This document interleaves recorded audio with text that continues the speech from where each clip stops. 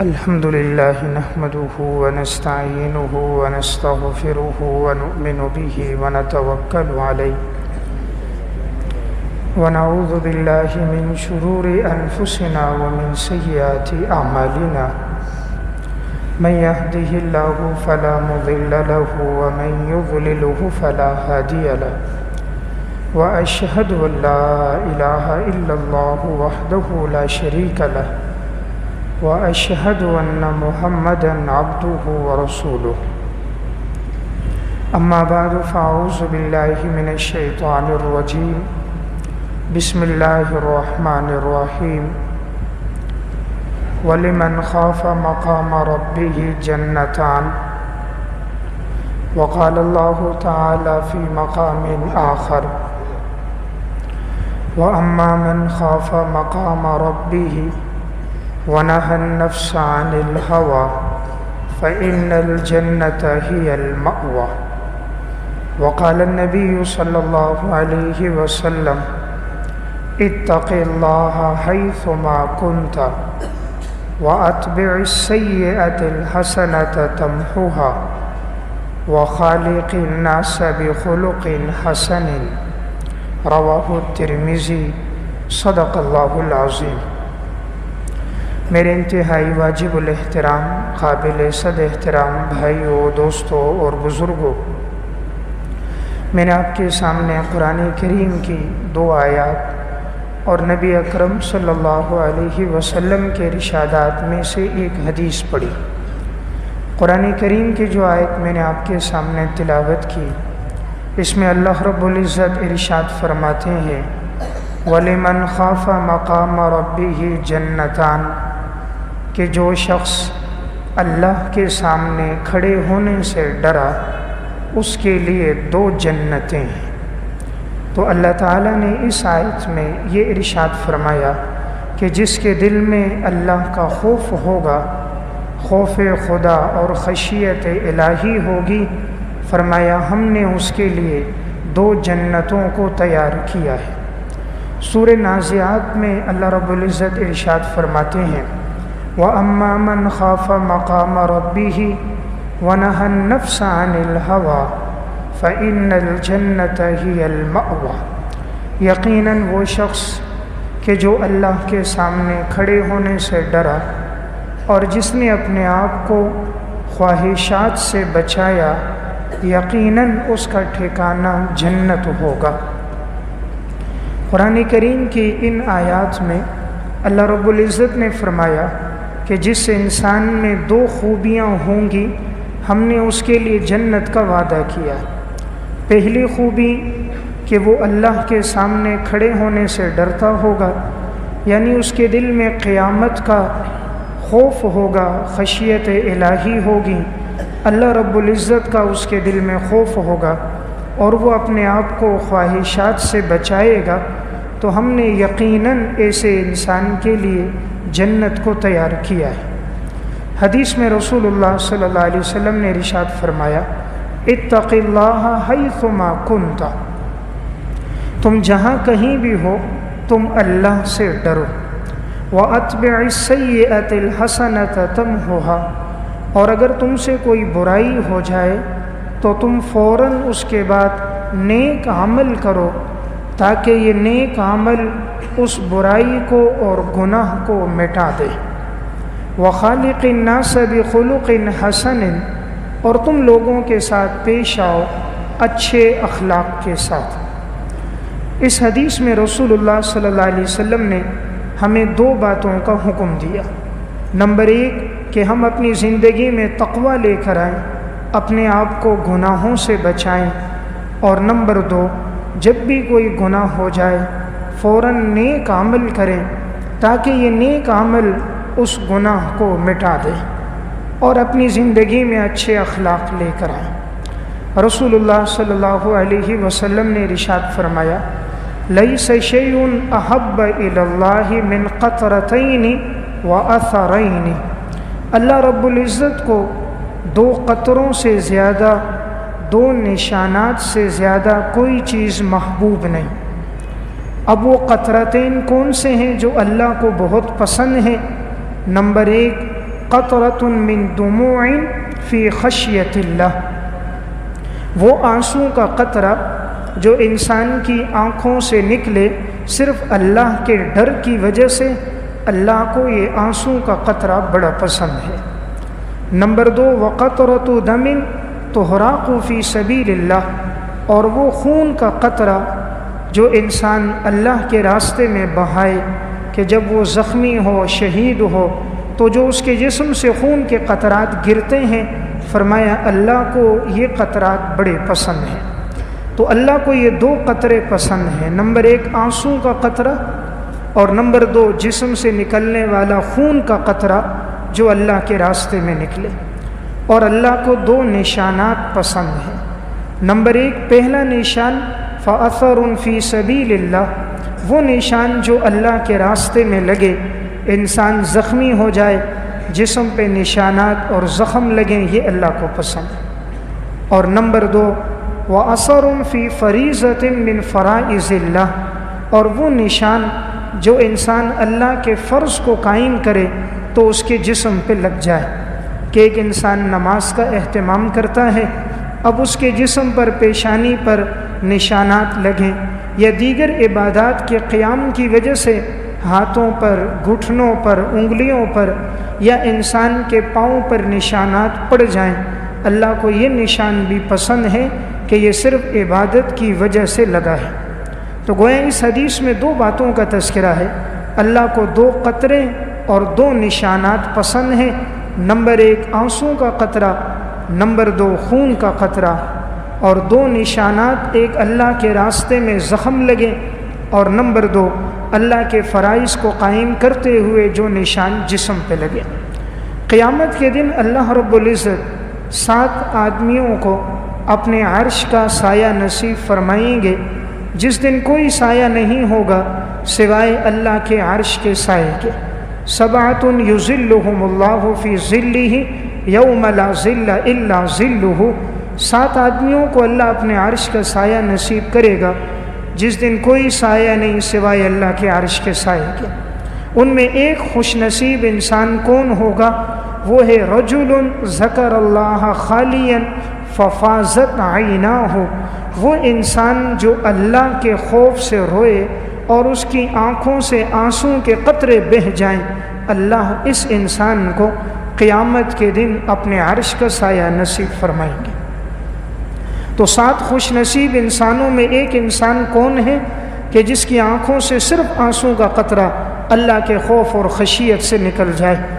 ایک انسان امام عادل، وہ حکمران جو عدل اور انصاف پر حکمرانی کرے، اور ایک انسان شاب نشأ فی عبادت اللہ، جو اپنی جوانی کو اللہ کی عبادت میں لگائے۔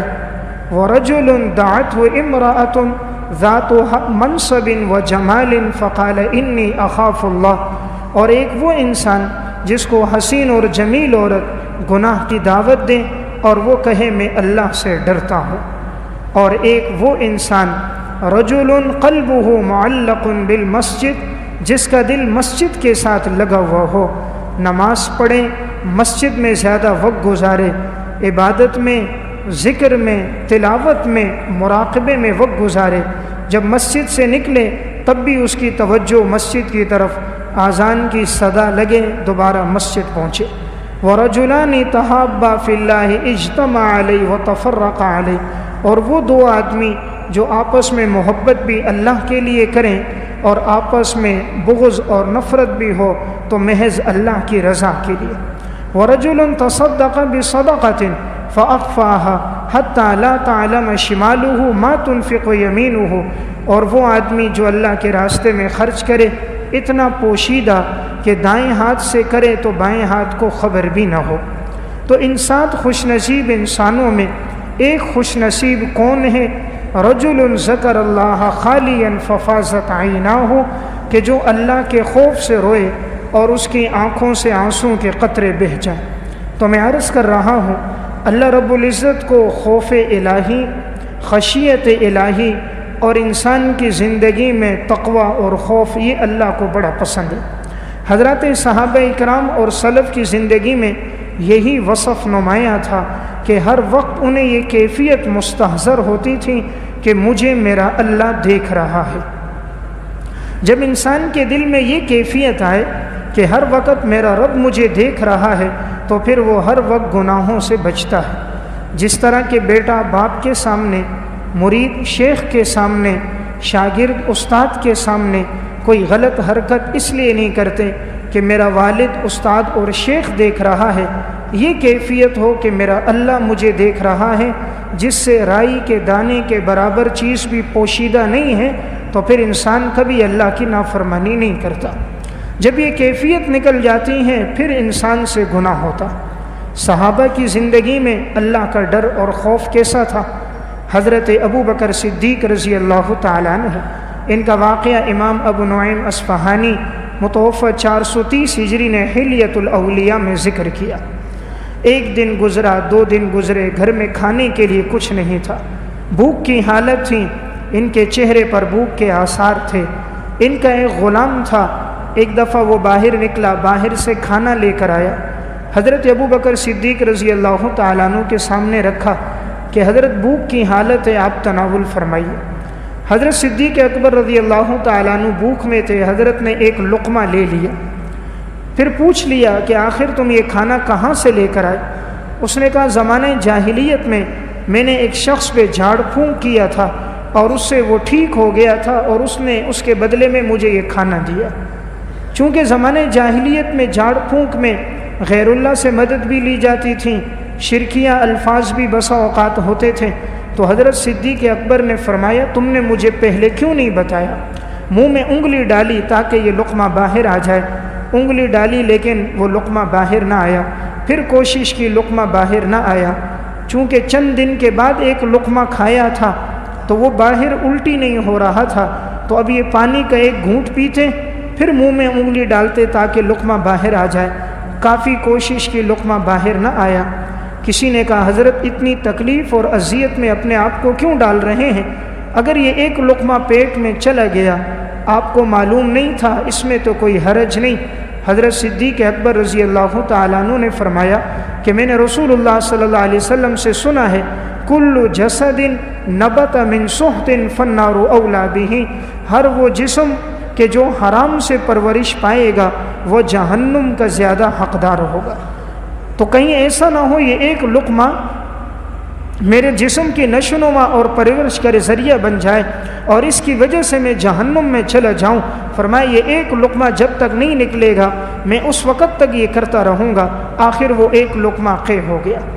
تو دیکھیں یہ ہے خوف الہی، اللہ کا ڈر کہ یہ لقمہ میرے جسم میں جائے گا، جسم کی پرورش اس سے ہوگی، کہیں یہ جسم جہنم کا حقدار نہ بن جائے۔ حضرت عمر رضی اللہ تعالیٰ عنہ، خوف الہی کتنا ہے۔ ایک موقع پر کسی نے ان کے سامنے دودھ پیش کر دیا۔ یہ واقعہ امام مالک رحمۃ اللہ علیہ متوفی 179 ہجری نے موطا مالک کتاب الزکوٰۃ کے تحت لکھا ہے۔ حضرت عمر رضی اللہ تعالیٰ عنہ نے دودھ پی لیا، بعد میں اس شخص نے کہا حضرت یہ دودھ تو صدقے کا دودھ تھا، فرمایا تم نے مجھے کیوں نہیں پہلے بتایا؟ حضرت عمر نے منہ میں انگلی ڈال کر اس دودھ کو قے کر دیا۔ پوچھا حضرت ایسا کیوں کیا؟ فرمایا کہ صدقے کا دودھ یہ بیت المال میں غریب مسکین لوگوں کے لیے ہے، یہ میرے لیے اس کا استعمال درست نہیں ہے، چنانچہ وہ انہوں نے دودھ باہر قے کر دیا۔ یعنی اتنی ان لوگوں میں احتیاط تھی، زندگی میں اللہ کا خوف اور ڈر ایسا تھا۔ حضرت عثمان بن عفان رضی اللہ تعالیٰ عنہ، اللہ کا خوف کیسا ہے۔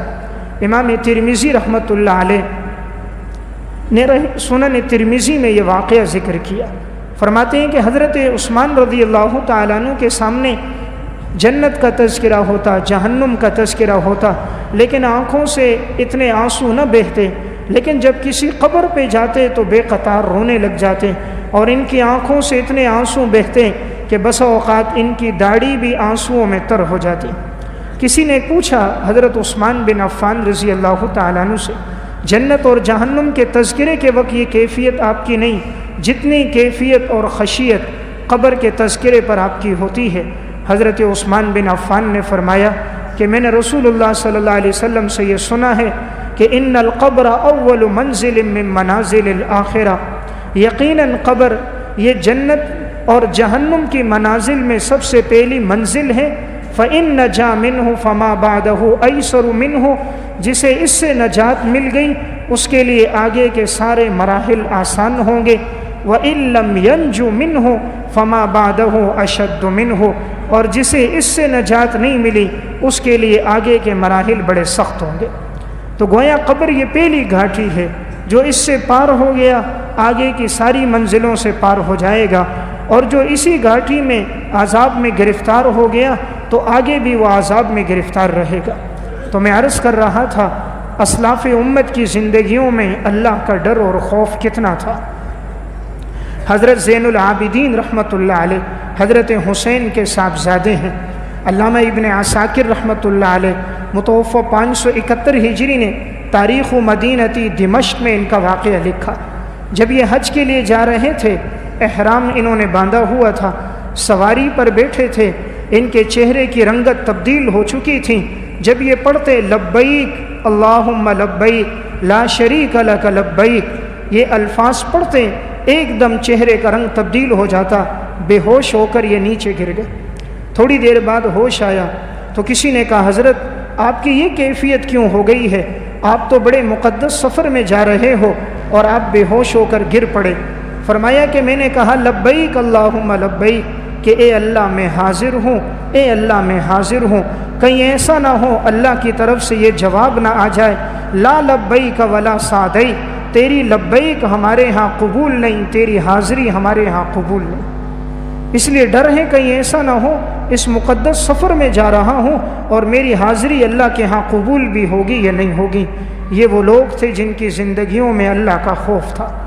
حالانکہ ان کی ساری زندگی صوم و صلات میں گزری، اہل بیت میں سے ہیں، تقوی اور طہارت کے اونچے مقام پر فائز تھے، لیکن کیا ان کے دلوں میں اللہ کا ڈر تھا؟ خشیت اور خوف کتنا ہے؟ لبیک کہتے تھے، چہرے کی رنگت بدل جاتی اور بے ہوش ہو کر سواری سے نیچے گر پڑتے تھے۔ میں عرض کر رہا تھا اسلاف امت کی زندگیوں میں اللہ کا خوف پڑا تھا۔ جب یہ کیفیت انسان کے دل میں آ جائے میرا اللہ مجھے دیکھ رہا ہے، کبھی وہ نافرمانی نہیں کرے گا۔ جب یہ معلوم ہوگا اللہ دیکھ رہا ہے، وہ کبھی رشوت نہیں لے گا، وہ کبھی سود نہیں لے گا، وہ کبھی زنا نہیں کرے گا، وہ کبھی نماز نہیں چھوڑے گا، وہ رات کی تنہائیوں میں بے حیائی اور فحاشی پر مبنی فلمیں نہیں دیکھے گا، اس کے موبائل کی میموری گانوں سے اور تصویروں سے بھری بھی نہیں ہوگی۔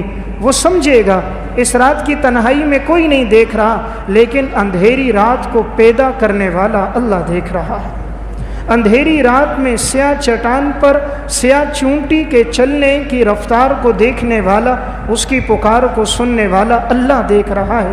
جب یہ کیفیت دل میں آ جائے پھر کیمروں کی ضرورت نہیں ہوتی۔ آج کا مسلمان کیمرے سے ڈرتا ہے، 1400 سال پہلے کا مسلمان اللہ سے ڈرتا تھا۔ اس کی خلوت ہو یا جلوت ہو، اس کی تنہائی ہو یا اس کی معاشرت کی زندگی ہو، ہر وقت یہ کیفیت ہوتی تھی میرا رب مجھے دیکھ رہا ہے۔ علامہ ابن خلکان رحمۃ اللہ علیہ متوفہ 671 ہجری نے وفیات الاعیان و انباء ابناء الزمان میں امام اعظم ابو حنیفہ رحمہ اللہ کے ترجمے میں واقعہ لکھا۔ امام اعظم ابو حنیفہ رحمۃ اللہ علیہ ایک دفعہ عشاء کی نماز امام کے پیچھے انہوں نے پڑھی۔ امام نے سورہ زلزال نماز میں تلاوت کی۔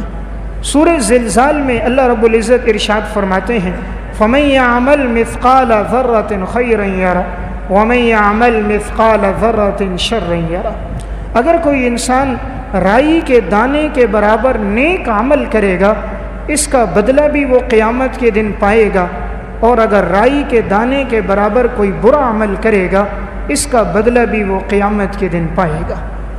جب امام نے یہ سورت تلاوت کی نماز ختم ہو گئی، لوگ چلے گئے۔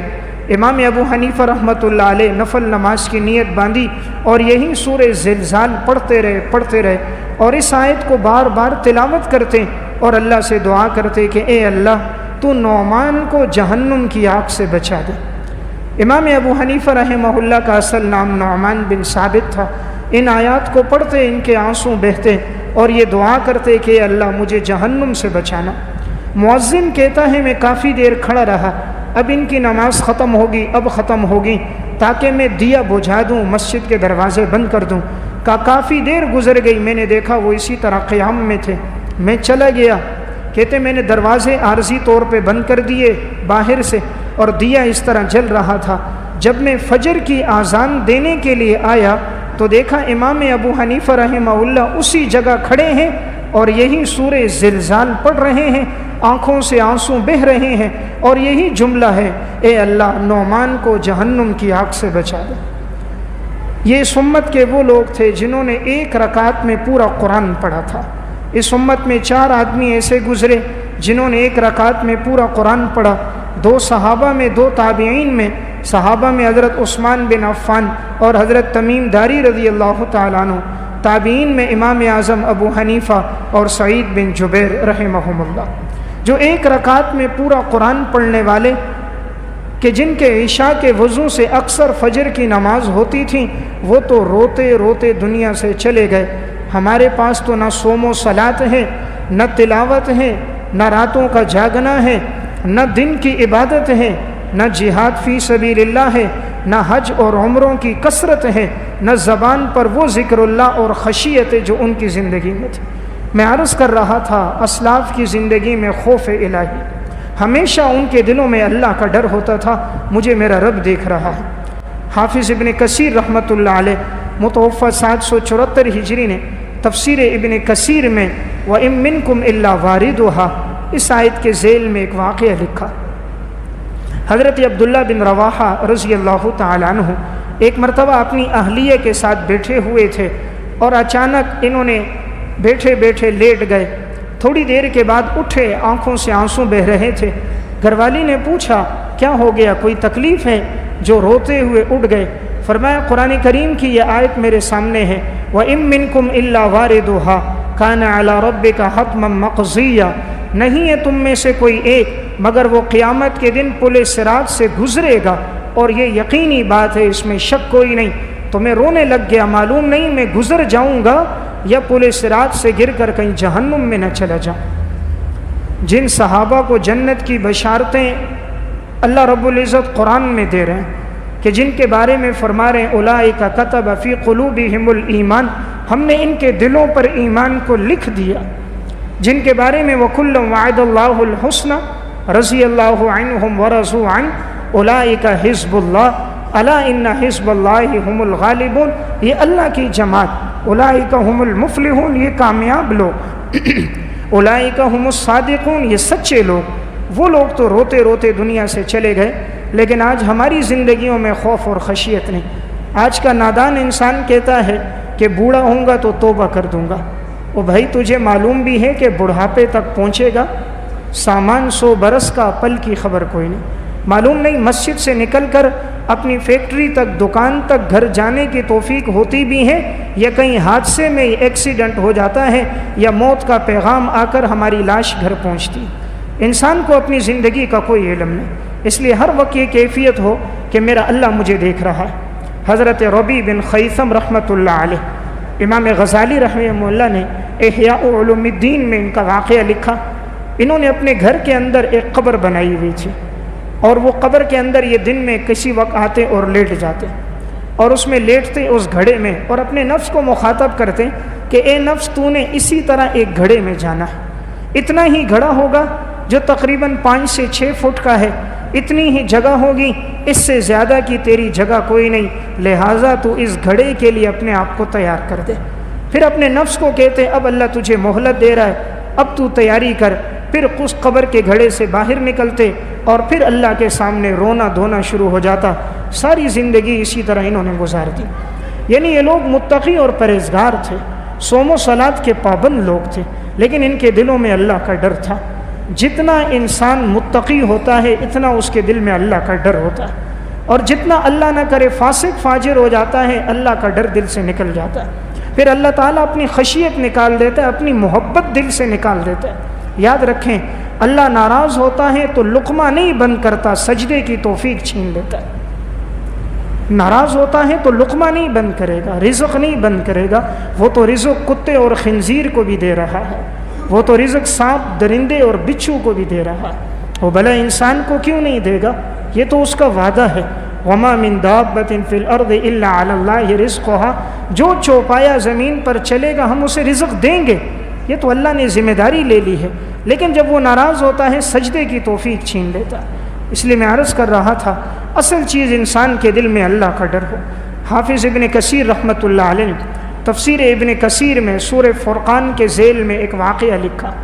حضرت عبداللہ ابن مسعود رضی اللہ تعالیٰ عنہ اور ان کے ساتھ ربیع ابن خیثم رحمۃ اللہ علیہ تھے۔ یہ لوگ ایک جگہ سے گزر رہے تھے، چلتے چلتے راستے میں ایک لوہے کی بھٹی آ گئی۔ یہ وہ بھٹی تھی جہاں لوہوں کو ڈالا جاتا تھا، لوہے کو پگھلایا جاتا تھا، لوہے کو گرم کیا جاتا تھا اور اسے نرم کر کے مختلف چیزیں بنائی جاتی تھیں۔ حضرت عبداللہ ابن مسعود وہاں کھڑے ہو گئے، ربیع ابن خیثم بھی کھڑے ہو گئے کہ جیسے لوہے کو ڈالا جاتا ہے تھوڑی دیر کے بعد وہ بھٹی میں لوہا پکنے لگ جاتا ہے، سرخ ہو جاتا ہے، لال ہو جاتا ہے۔ حضرت عبداللہ ابن مسعود نے اس موقع پر قرآن کریم کی آیت پڑھی، اذا رأتهم من مکان بعید سمعوا لها تغیظا وزفیرا۔ قیامت کا دن ہوگا اور جہنم جب کفار کو، مجرموں کو دیکھے گی تو یہ چیخے گی، چلائے گی، غصے میں آئے گی، تو اس کے چیخنے چلانے کی آواز سن کر کافروں پر ایک ہیبت طاری ہو جائے گی۔ جب انہوں نے قرآن کی آیت پڑھی کہ جہنم کی یہ کیفیت ہوگی اور آنکھوں کے سامنے دیکھ رہے تھے کہ آگ لوہے کو کس طرح پگھلا رہی ہے، فوراً ہی یہ اس وقت بے ہوش ہو کر گر گئے۔ حضرت عبداللہ ابن مسعود انہیں لے کر آئے، کافی دیر ان کے پاس بیٹھے رہے، پڑھتے رہے۔ کافی دیر کے بعد انہیں ہوش آیا، فرمایا بھائی کیا ہو گیا تمہیں؟ کہا آپ نے قرآن کی آیت پڑھی کہ جب جہنم دیکھے گی کفار اور مجرمین کو، وہ چیخے گی، چلائے گی، کہے گی ڈالو گو ان کو میرے اندر، تو اس وقت کیا کیفیت ہوگی۔ آج لوہے کی بھٹی کو دیکھا، سب سے زیادہ طاقتور چیز لوہا ہے، لیکن آگ لوہے کو بھی پگھلا دیتی ہے۔ انسان کا جسم کیا ہے؟ اور جہنم کی آگ تو دنیا کی آگ سے 70 گنا زیادہ ہوگی۔ اس لیے کسی کو اگر جہنم کی آگ سے نکال کر دنیا کی آگ میں ڈالا جائے گا تو اسے راحت اور سکون مل جائے گا۔ ہم نے وہاں کے لیے کیا تیاری کی ہے؟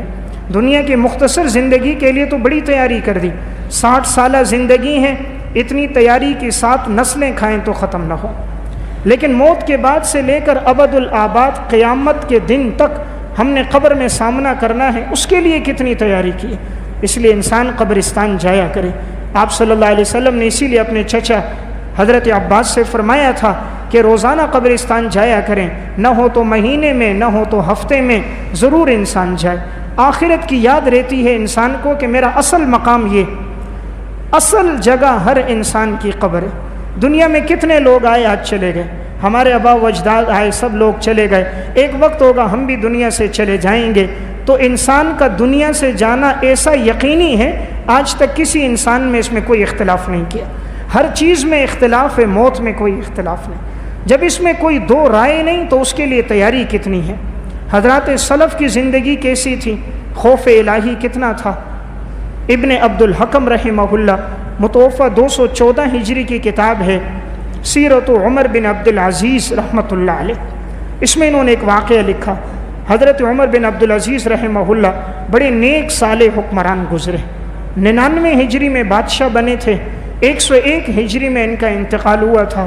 2 سال 2 مہینے 10 دن انہوں نے خلافت کی تھی، لیکن ان کی خلافت کیا تھی کہ لوگوں کو خلفائے راشدین کا دور یاد آ گیا تھا۔ اس کتاب میں انہوں نے ایک واقعہ لکھا، ایک دفعہ عمر بن عبد العزیز کا ایک گورنر تھا اردن میں، اس گورنر نے وہاں کی سب سے اچھی کھجوریں لی اور 2 ٹوکریوں میں بھری اور عمر بن عبد العزیز کے لیے ہدیے میں بھیجی کہ جو وہاں سے ڈاکیا آتا تھا سواری پر اور وہ ڈاک ایک جگہ سے دوسری جگہ لے جاتا تھا، اس ڈاکیے سے کہا کہ یہ 2 تم لے کر جاؤ، 2 ٹوکرے عمر بن عبد العزیز کو دینا اور بتانا کہ تمہارا جو خلیفہ وزیر ہے اردن کا گورنر اس نے دیے ہیں۔ یہ شخص پہنچا عمر بن عبد العزیز کو، وہ 2 ٹوکرے کھجور کے دیے۔ عمر بن عبد العزیز نے فرمایا یہ کس نے بھیجے؟ کہا حضرت آپ کے گورنر نے بھیجے۔ کہا اس نے کیوں بھیجے ہیں؟ کہا آپ کے لیے ہدیے کے طور پر۔ کہا یہ لے کر کون آیا ہے؟ کہا یہ جو ڈاکیے کی سواریاں آتی ہیں یہاں سے وہاں ڈاک لے جانے والی، ان سواریوں پر اس کو لاد کر یہاں لایا گیا ہے۔ عمر بن عبد العزیز نے فرمایا سواریاں بیت المال کی ہیں، انہیں چارہ بیت المال سے دیا جاتا ہے، ان پر جو سوار ہیں انہیں تنخواہیں بیت المال سے دی جاتی ہیں، ان بیت المال کی سواریوں پر میرے لیے ذاتی طور پر کھجوریں لاد کر میرے لیے کیوں بھیجی؟ میرے لیے ان کا استعمال درست نہیں۔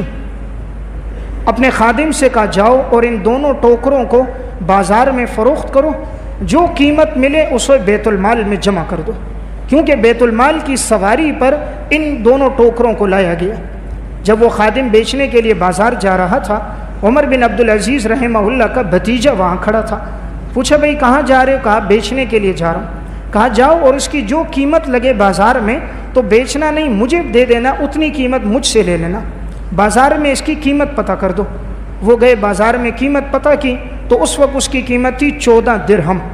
تو یہ لائے اور بھتیجے سے کہا کہ 14 درہم ہے، انہوں نے 14 درہم دے دیے۔ کہا جاؤ یہ بیت المال میں جمع کر دو۔ وہ 2 ٹوکرے ان سے لیے، ایک ٹوکرا بھتیجے نے رکھ دیا، پھر دوسرا ٹوکرا اس کو دیا، کہا جا کر عمر بن عبدالعزیز رحمہ اللہ کو دے دینا اور کہنا آپ کے بھتیجے نے اس کی رقم جمع کرا دی ہے اور یہ میری طرف سے ہدیہ ہے۔ وہ شخص گیا، 14 درہم بیت المال میں جمع کروائے اور وہ ٹوکرا لے کر گیا، عمر بن عبدالعزیز کو دیا۔ فرمایا بھئی تم پھر کیوں لے آئے؟ کہا آپ کے بھتیجے نے خرید لیا، قیمت جمع کروا دی، ایک اس نے اپنے پاس رکھا، ایک آپ کے لیے ہدیہ دیا ہے۔ فرمایا اب میرے لیے اس کا استعمال جائز ہے۔ یہ تھی سلف کی زندگی میں خوف، یہ تھا اللہ کا ڈر۔ خوف الہی اصل چیز ہے۔ مسلمان کی زندگی میں جب یہ بات آ جائے کہ مجھے میرا اللہ دیکھ رہا ہے، روئے عرض پر کوئی انسان اللہ کی نافرمانی نہیں کرے گا۔ آج یہ کیفیت دل سے ختم ہو چکی ہے، دل میں یہ کیفیت مستحضر نہیں، مجھے وہ خالق کائنات دیکھ رہا ہے، لا یعزب عنہ مثقال ذرۃ فی السماوات ولا فی الارض، جس سے رائی کے دانے کے برابر کوئی چیز مخفی نہیں، نہ آسمانوں میں نہ زمینوں میں۔ اللہ سے چھپ کر انسان کیا کر سکتا ہے؟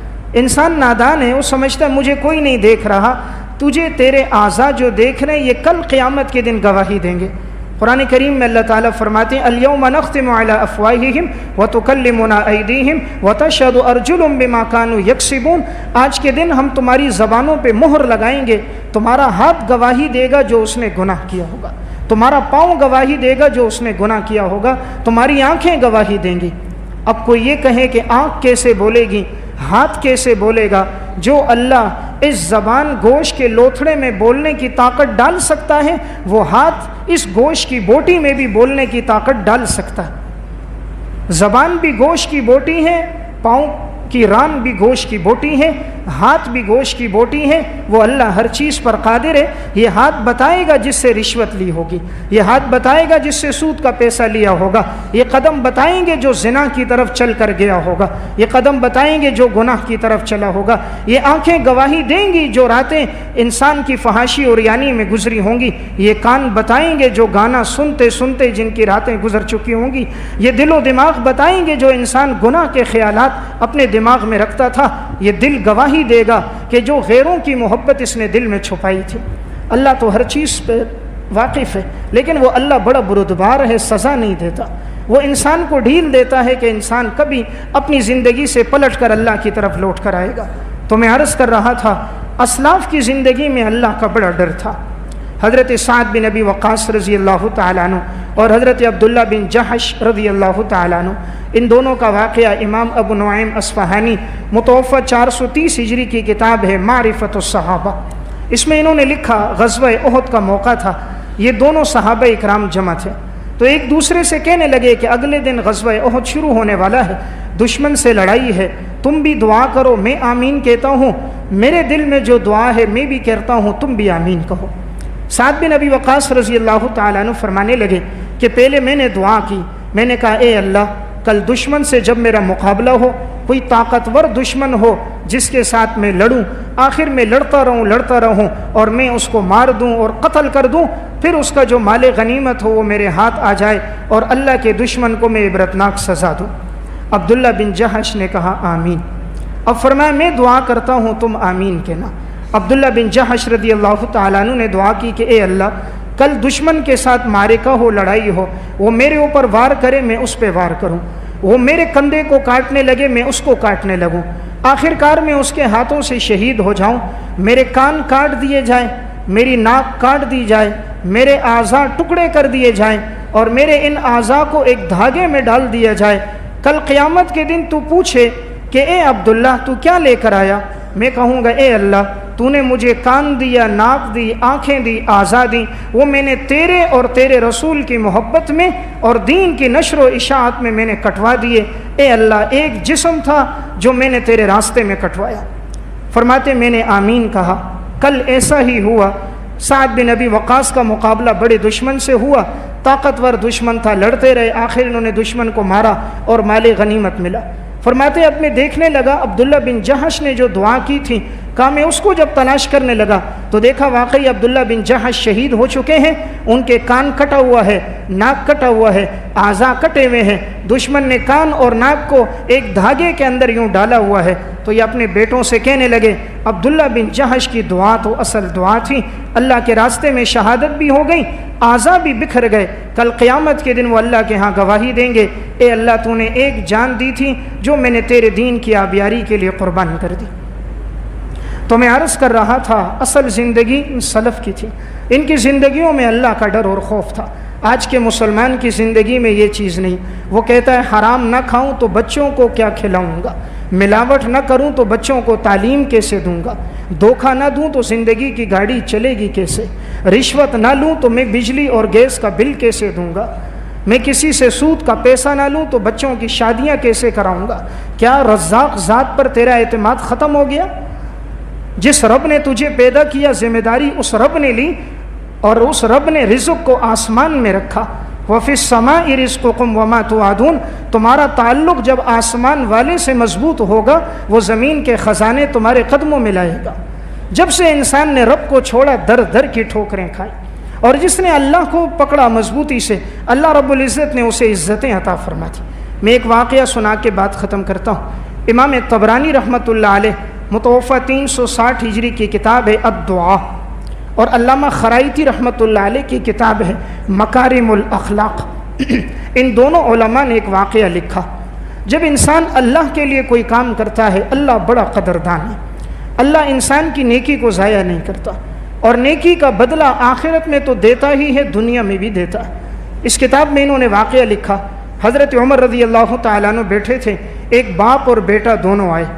حضرت عمر باپ کو بھی دیکھتے بیٹے کو بھی دیکھتے، بڑا تعجب ہوا، فرمایا میں نے زندگی میں کبھی کسی بیٹے کو اتنا باپ کے مشابہ نہیں دیکھا، یعنی پتہ نہیں چلتا تھا یہ باپ بیٹا ہے، اتنا ایک دوسرے کے ساتھ مشابہت تھی۔ حضرت عمر نے پوچھ لیا یہ بیٹا تو تمہارے بڑے مشابہ ہے، بڑا ملتا جلتا ہے تم سے۔ فرمایا امیر المومنین کیا میں آپ کو اس کی پیدائش کا واقعہ نہ سناؤں؟ فرمایا سناؤ۔ تو انہوں نے واقعہ سنایا، کہا میری گھر والی حاملہ تھی اور اس وقت جہاد کا اعلان ہو گیا کہ تمام نوجوان جہاد کے لیے نکلے۔ فرمایا کہ میری گھر والی نے مجھے کہا آپ کا کیا ارادہ ہے؟ فرمایا میں نے کہا میں جہاد کے لیے جا رہا ہوں۔ کہا میں تو حاملہ ہوں۔ انہوں نے اس موقع پر یہ جملہ کہا میں نے یہ جملہ کہا انی استودع اللہ ما فی بطنی کی، تمہارے پیٹ میں جو بھی ہے وہ میں اللہ کے پاس امانت رکھواتا ہوں۔ انی استودع اللہ ما فی بطنی کی، تمہارے پیٹ میں جو کچھ ہے وہ میں اللہ کے پاس امانت رکھواتا ہوں۔ اپنی گھر والی کو جو خرچہ تھا وہ انہوں نے دیا۔ حضرت عمر سے فرمانے لگے میں آگے لڑائی میں چلا گیا۔ فرمایا میں گیا، فتوحات ہوتی رہی، میں آگے بڑھتا رہا۔ کافی دنوں کے بعد جب میں واپس لوٹ کر آیا تو مجھے یہ خبر پہنچی کہ آپ کی گھر والی کا انتقال ہو گیا۔ میں نے کہا وہ تو حاملہ بھی تھیں۔ کہا بس وہ حمل کا بھی انتقال ہو گیا، کوئی پتہ نہیں ہے، اور ہم نے اس کو جنت البقیع قبرستان میں دفنایا۔ ان کے رشتہ داروں نے کہا کہ عجیب بات ہے، جب سے اس کو دفنایا ہے اس کی قبر سے ایک آگ نکلتی ہے اور یوں آگ اوپر تک جاتی ہے، ارد گرد کی ساری جگہ روشن ہو جاتی ہے، لیکن قبر سے یہ آگ ہر رات نکلتی ہے۔ رات کے وقت یہ آگ نمودار ہوتی ہے، ساری جگہ روشن ہو جاتی ہے اور آگ اوپر کی طرف جاتی ہے۔ یہ کہتے میں سوچنے لگا میری بیوی تو بڑی صوم و صلات کی پابند تھی، وہ بڑی نمازی تھی، شوہر کی خدمت کرنے والی تھی، اطاعت گزار تھی، اکثر اس کی راتیں تہجد میں گزر جاتی تھیں، اس کی قبر سے کیسے آگ نکل رہی ہے؟ تو کہا میں ضرور اپنی بیوی کی قبر پہ جاؤں گا۔ کہتے میں رات کے وقت اپنی بیوی کی قبر پہ پہنچا۔ جیسے پہنچا تھوڑی دیر گزری، اچانک اسی طرح قبر پھٹی اور اس سے ایک آگ سی روشنی نمودار ہوئی، اوپر کی طرف جانے لگی۔ کہتے میں یوں قریب ہو کر دیکھنے لگا تو میری جب نظر پڑی تو میں نے دیکھا میری بیوی قبر میں بیٹھی ہوئی ہے، تا حد نگاہ قبر کشادہ ہے، اور میرا یہ بیٹا جو ابھی آپ کے سامنے بیٹھا ہے یہ میری بیوی کی گود میں تھا، اور اس نے یوں ہاتھ اٹھا کر میری طرف پیش کیا اور ایک آسمانی آواز آئی، تم نے اس بچے کو اللہ کے پاس امانت رکھوایا تھا، اللہ کی اس امانت کو واپس لے لو۔ اگر تم اس کی ماں کو بھی امانت رکھواتے تو اللہ تمہیں وہ بھی واپس لوٹا دیتا۔ تم نے اس بچے کو اللہ کے پاس امانت رکھوایا تھا اور تم اللہ کے راستے میں جہاد میں گئے تھے، آج اپنی امانت کو واپس لے لو، اور اگر اس کی ماں کو رکھتے تو اللہ تمہیں وہ بھی واپس لوٹا دیتا۔ تو حضرت عمر سے کہنے لگے یہ وہی بچہ ہے جو پھر میں نے اپنی بیوی کی گود سے یوں لیا، قبر دوبارہ بند ہو گئی، اور یہی بچہ جس کو آپ نے دیکھ کر کہا کہ یہ آپ کا بڑا مشابہ ہے۔ تو میں عرض کر رہا تھا نیکی کبھی ضائع نہیں ہوتی۔ جب انسان کوئی عمل اللہ کے لیے کرتا ہے، اللہ بڑا قدردان ہے، اللہ بڑا قدردان ہے، دنیا میں بھی بدلہ دیتا ہے آخرت میں۔ دیکھیں اللہ نے کیسا بدلہ دیا کہ وہ حمل کی حالت میں عورت کا انتقال ہو گیا، لیکن جب اللہ پالنا چاہتا ہے قبر کے گھڑے میں بھی بچے کو پالتا ہے۔ جب اللہ پالنا چاہتا ہے، بیوی کا انتقال ہو گیا پیٹ میں، اللہ نے اسے بھی پالا۔